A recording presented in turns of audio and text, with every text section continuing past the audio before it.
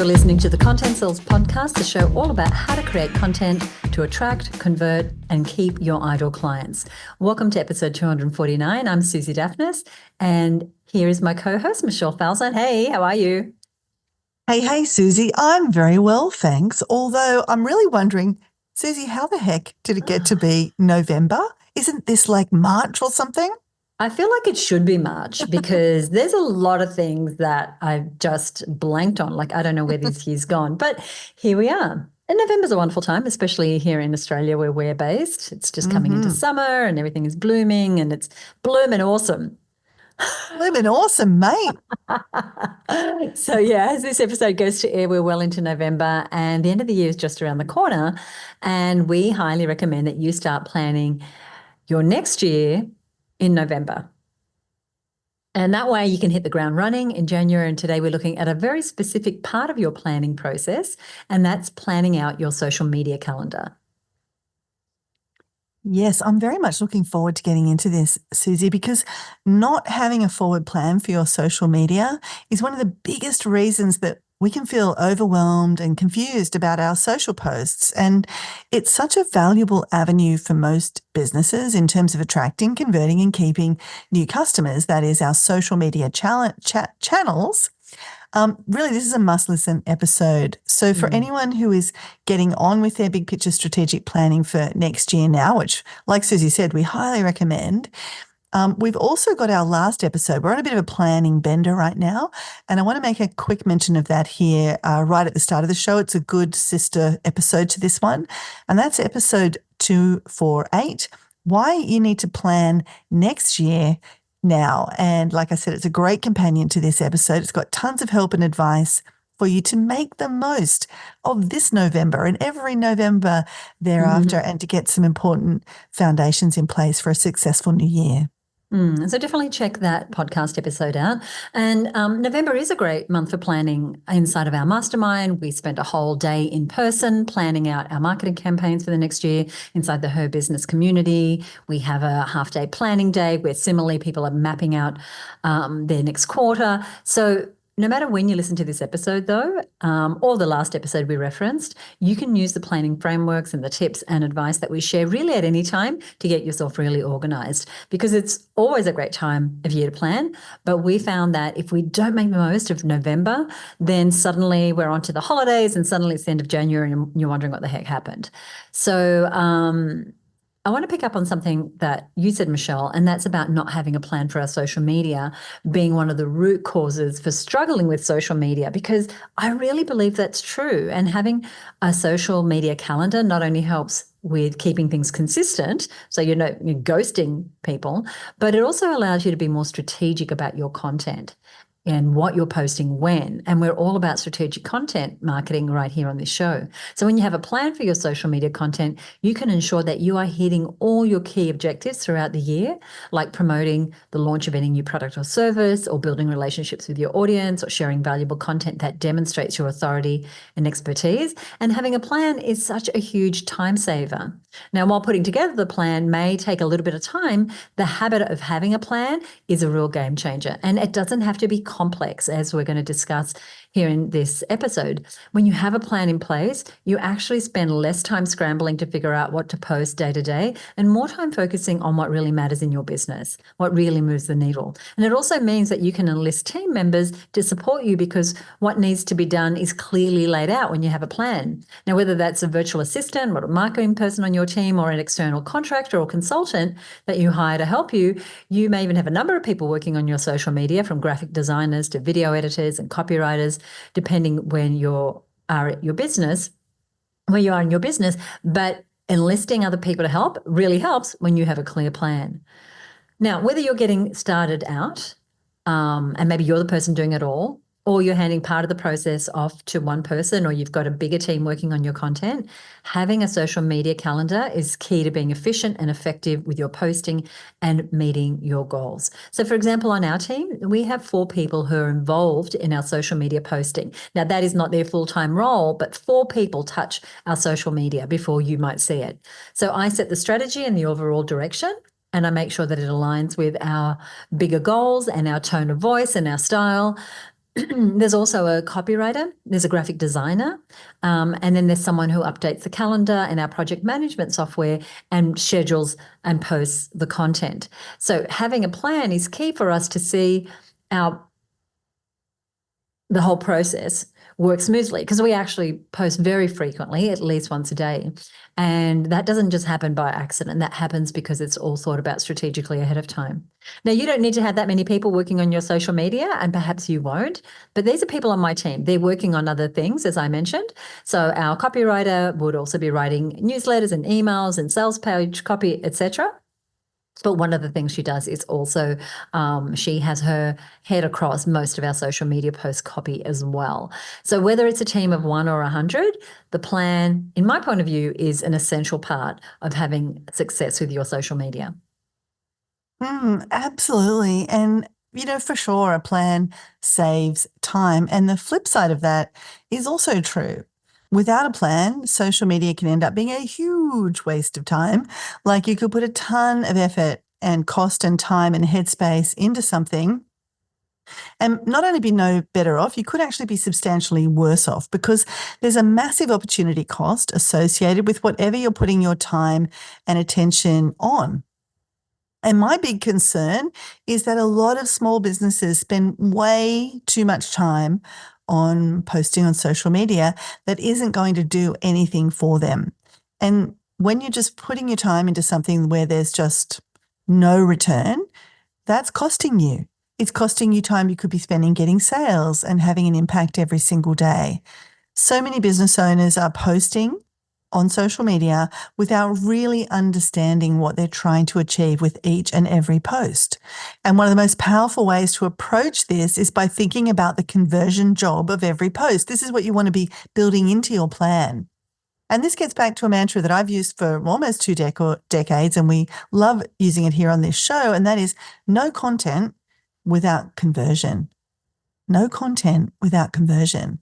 And that applies to all the content we create, including what we're posting on social media. So what does that mean? It means every post we make should have a purpose and a clear conversion goal. That doesn't mean that the conversion goal for every post is to make a sale on every post. It doesn't mean every post has to say, and click here to buy my thing, although some of them do need to do that. But it does mean it's important to understand where that particular post fits into your overall campaign, into your overall business goals, into the overall sequence of information and communication and stories that you are telling in that particular time frame. So, for example, is it part of a pre-launch strategy, that post, where you're warming up your audience for a specific offer that you're going to make in the somewhat near future? Maybe you're not mentioning your product yet. Maybe it's too soon to be talking about the product because you can't sustain all that interest for weeks and weeks before you're about to launch it. But you're teaching people what to want. Let's say you're helping them with a particular strategy. You're going to put out posts that help them see the importance of this strategy. So when you launch that course or that opportunity to work with you in a one-to-one way, on that particular strategy, people are going to be like, oh my gosh, yes, I've been thinking about this a lot. You've been posting about this. This is a big problem that I have that I didn't even realize I had. I absolutely want this product. So are you teaching people what to want? Or are they getting the idea that something cool is coming on their radar? Maybe you start teasing something's coming. Maybe you're working behind the scenes on something. You're in with your video camera and you take a photo of that and let them know something good is coming. That's all pre-launch strategy. So you've planned a date in the future that you're going to launch something, and then you count the weeks forward and you say, I'm going to use this part as pre-launch. And this is the type of social media posting I want to be doing in the pre-launch phase. Or is it your pre-launch strategy where you're starting to talk more about your upcoming offer and building demand and interest? Or is it during a launch where you're actively selling? You want to know those phases, and it's really hard to know those phases if you're not pre-planning them. And whether you think in terms of launches, some of us do, some of us don't, you do need to think of your social media in terms of the campaigns each post is supporting. So whether your product is always open or only open for a set time, every time you are marketing something, though, you want to be thinking in terms of campaigns. So is it helping you raise awareness? Is it helping you generate leads or convert sales? And for which of your offers? So your social media plan is really carefully tied in with your overall marketing plan and the specific campaigns and objectives you have throughout your year. Right. And your social media plan supports the broader marketing business plans. So the clearer you can be about those, the easier it's going to be to get your social media plan done and really aligned with those other plans. Now, we focus a lot on planning inside of her business. Our members get a bonus half-day training with me. We make our planner kit available with big paper, really gorgeous planners. And all through November and December, our masterclasses, editorials in our newsletter, our online challenges, are all about providing planning resources. Now, every quarter, we also have a half-day strategy meeting where members plan their next quarter's strategy relating to their marketing, their mindset, their money, and their teams. And inside of the mastermind program that Michelle and I run, we have built a 90-day planning process as well. So in November, our masterminders get a dedicated planning day, as I mentioned earlier, to set them up for success for the year. Then once we plan the year, then we help them break that down into 4 90-day plans so that it's manageable and they can really focus on achieving whatever the next 90-day objective is. We then have monthly calls to support them in completing their plan. And we actually also have quarterly 2-day meetings where we meet in person to help them set their next 90 days. And so not only do we have this cadence of checking in regularly to see how we're progressing, but we're always injecting a planning component to everything we're doing so that we're not ever sort of falling behind or surprised by what needs to be in our list of actions or to-dos because it's all been planned ahead. So this is a really effective way to stay on track for your big picture goals throughout the year. We love that 90-day planning idea. Yeah, and to pick up on your point, Susie, if you've done that planning, then that means you plan out your product launches for the year. You know when your big promotions are and what you're offering when. So you're in a great position to then plan your social media content in response to and to support those plans rather than it just kind of being random. Right. We don't like random. So rather than posting randomly or for the sake of posting because you think you should be posting, think strategically. How does this post fit into my larger campaign and my larger plan? What action do I want my audience to take? So, for example, during the pre-launch part of a marketing campaign, so that means, the period in your marketing campaign where you're not even asking people to buy, you're very early on, you're just starting to give people the idea of what to want. Your post might be more about education or creating curiosity around the problem that your product solves. In pre-launch, when you're getting closer to making your offer, you might start teasing the solution or the offer itself. And during launch, you're in full promotion mode, guiding your audience to take action and actually buy from you. Or if you've got multiple products or services that you offer all year round, you might have some social media content all year focused on driving leads and sales to those offers. And then at various times a year, you might focus on a special offer or a special campaign. So many of us have this. We have campaigns that are always on, so something that we sell all year round, and then we have some things that only happen a particular time of year, and your approach is going to be slightly different. So, for example, our masterminder, Chantel Gilbert, she sells solar and electrical services. She wants to sell those services day in, day out, all year round, so she posts about them all year round. And she's got some very specific times of year when it makes sense to be super focused on, for instance, installing air conditioning. So that would happen a little while before summer starts, or heating a little while before winter starts. And that's some context for why you want a social media plan and how it fits into your bigger picture planning. Now I want to talk about some top tips for planning out your social media calendar. And what we're going to start with is tip number 1, which was putting your big rocks in your calendar first. What I mean by that is get the most important campaigns, promotions, product launches, special events, anything that you might need to promote or share on social media into a timeline, so into a calendar. Now, if you're an e-commerce store selling a range of products like Masterminder Loretta Brandolini of Illuminate Beauty, you might have a promotion each month. So every month, there's a reason for them to come back to your e-commerce store. So map out 12 months and assign the promotion to each of those 3 months. But Loretta might also know that she's about to release a sunscreen. And so that big rock, she would time in line with the release of that product or service. Now, if you're a coach or a practitioner who wants to fill your calendar with appointments, you might have 3 or 4 promotions a year. Now, these promotions might involve a webinar, a special event, breakfast to attract your ideal clients and invite them to book appointments with you. They might be some of the ideas.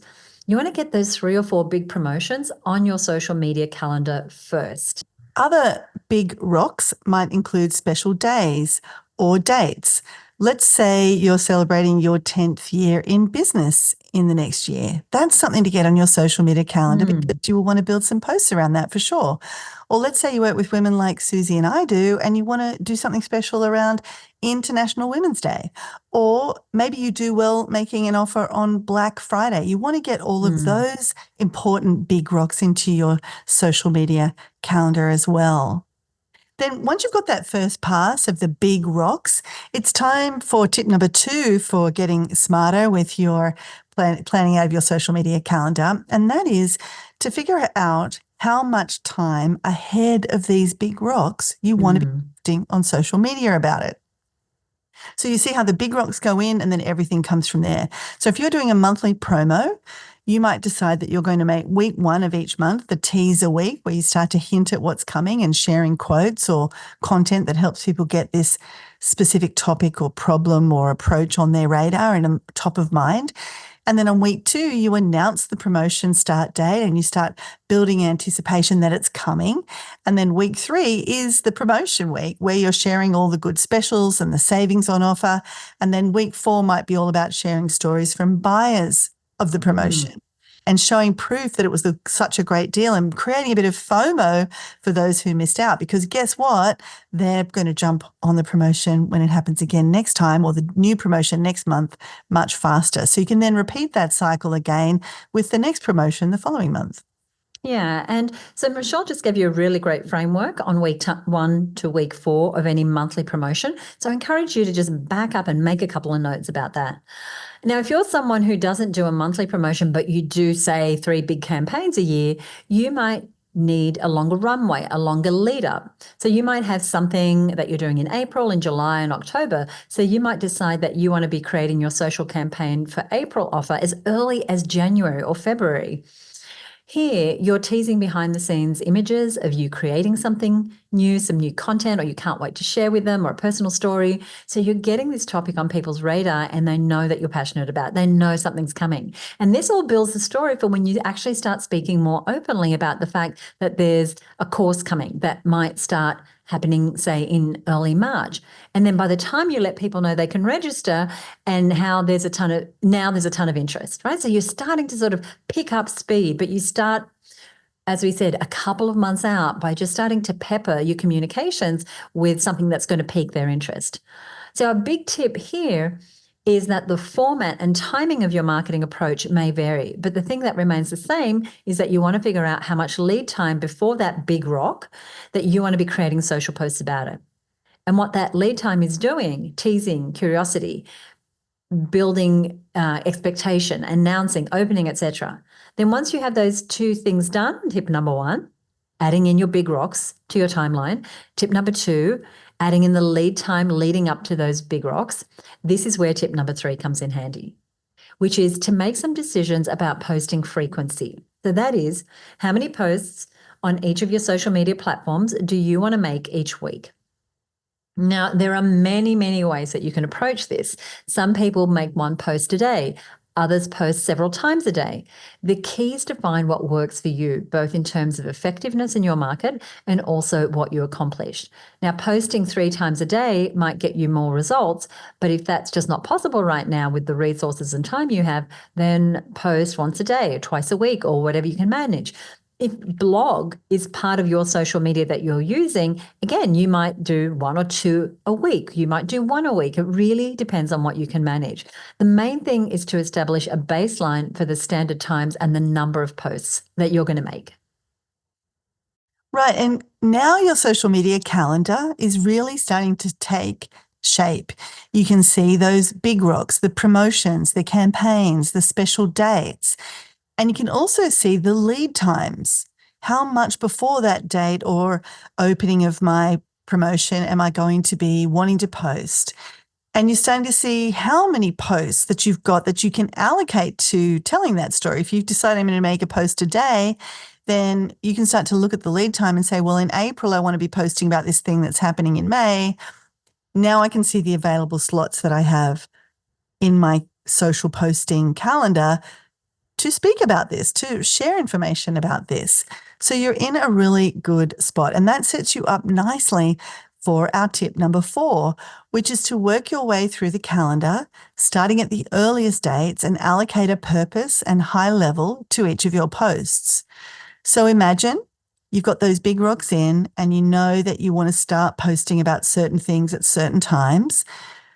Go to the earliest post that you want to make and start looking for available slots in your social media calendar to start making these posts. So for example, let's say you're a Facebook ads expert, and if in January you've earmarked that time for pre-launch for a new course that you're going to announce in April, and you're going to teach a new Facebook ad strategy for people with a small budget and who aren't very tech savvy. That's the idea for this course.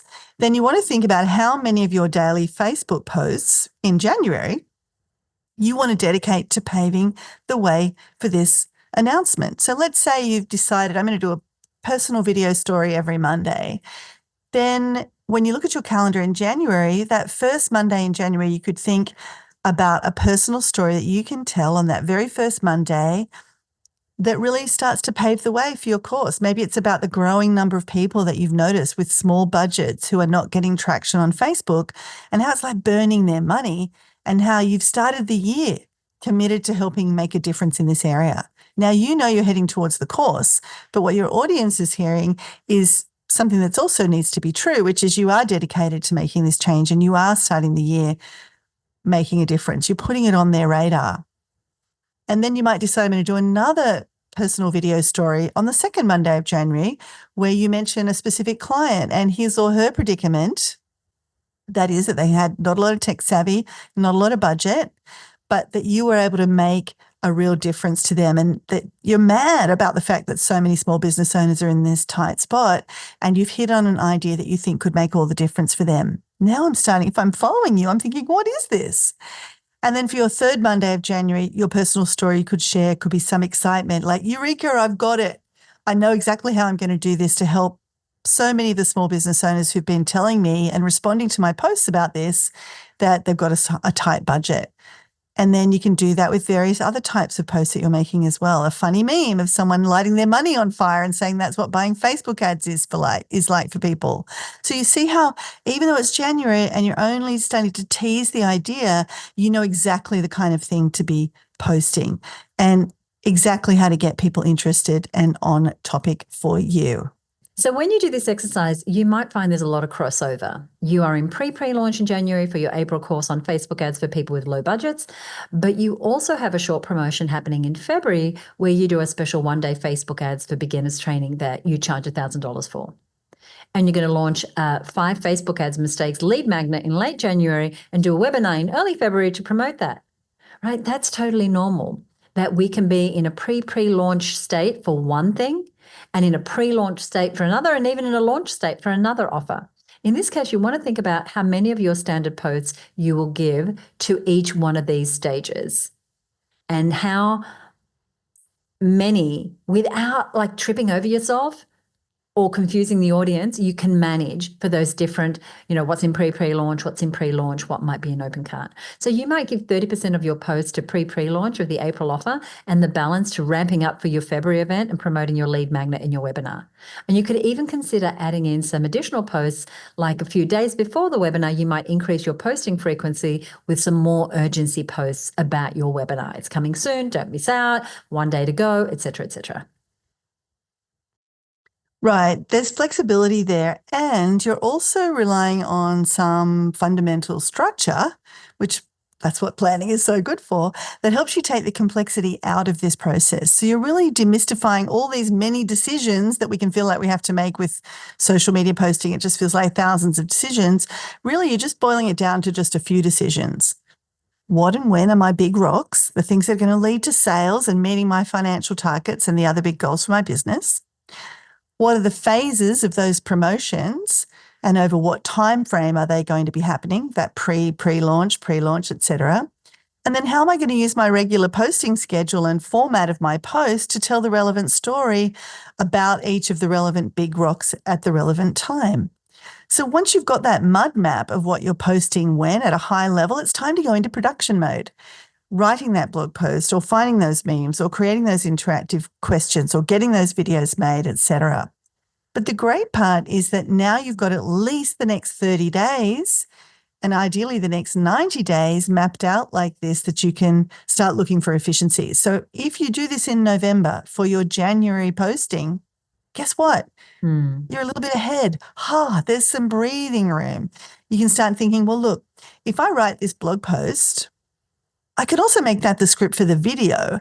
And if I add some compelling questions to the blog post, they could be my compelling question posts for the month. If you decide you're going to do ask some compelling questions in your social media plan about this specific topic. So you can start to kind of feed more than one bird, multiple birds with the same seed.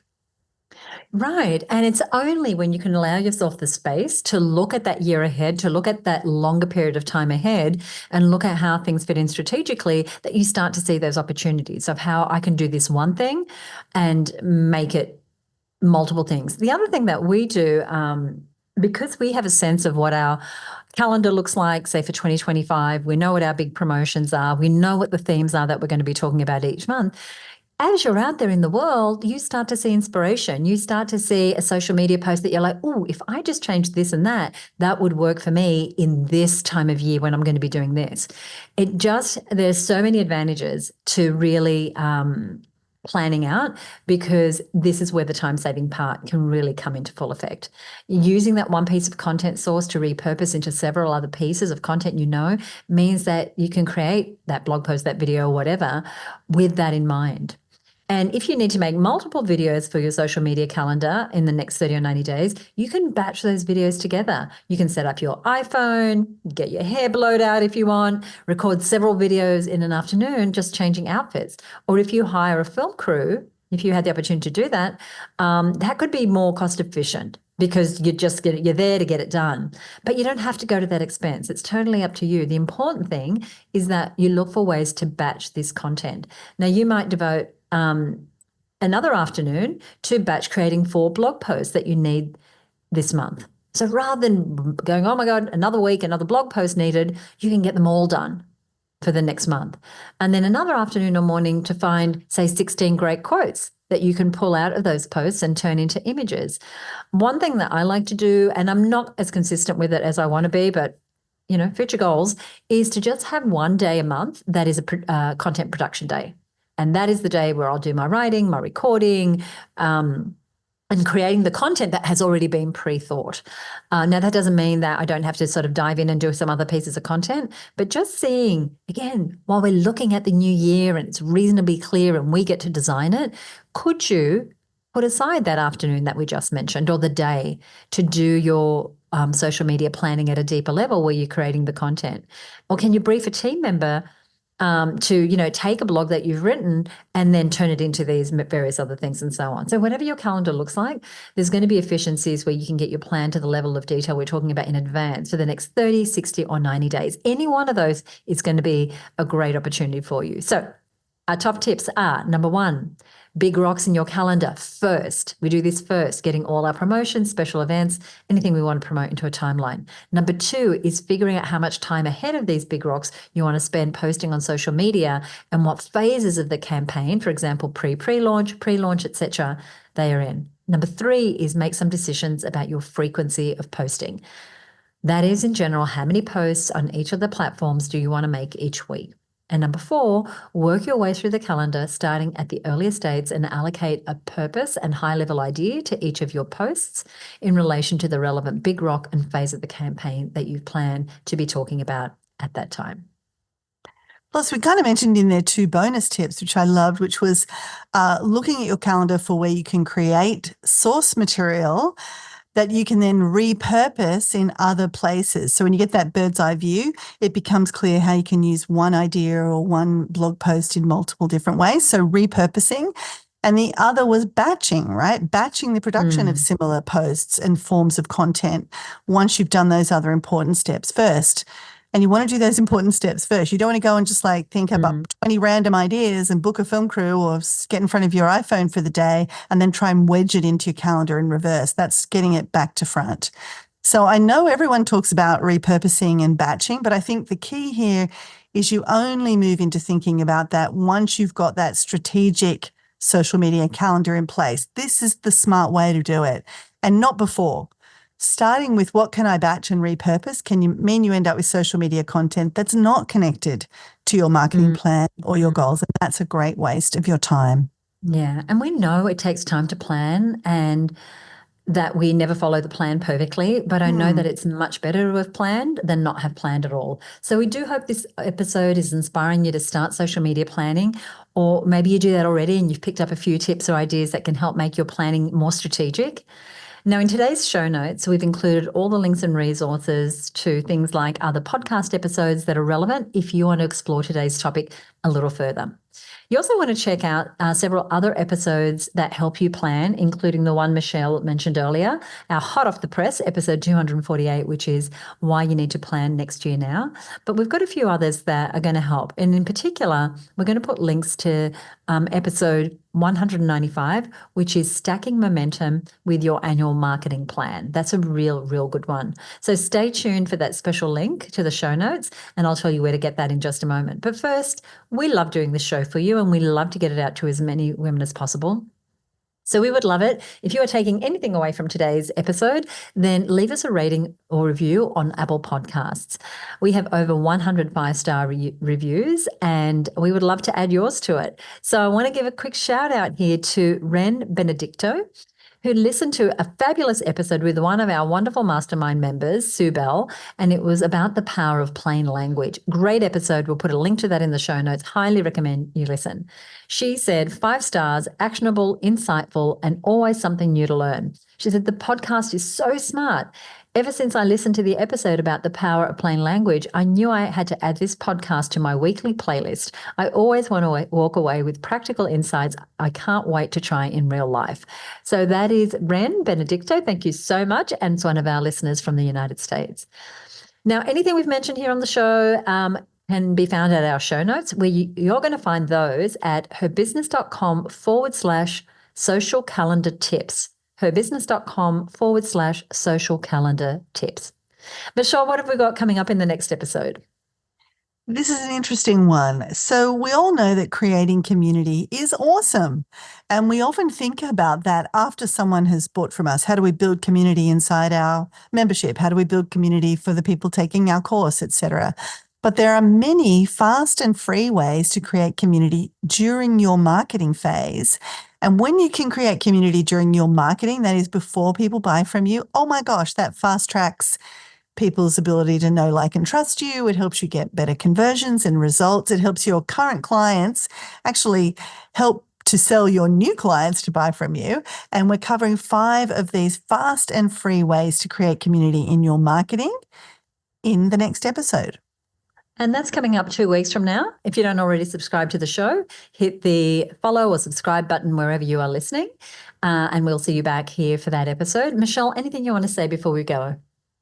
Good luck with your social media planning. Like Susie said, it's better to have planned and not followed it perfectly than to have not planned at all. So just give it a go, even if it's just picking one thing we've talked about today or having a bash at it imperfectly. We promise it will make life easier and better. Thank you so much for listening. We'll see you next time right here on the Content Sells Podcast. Bye for now.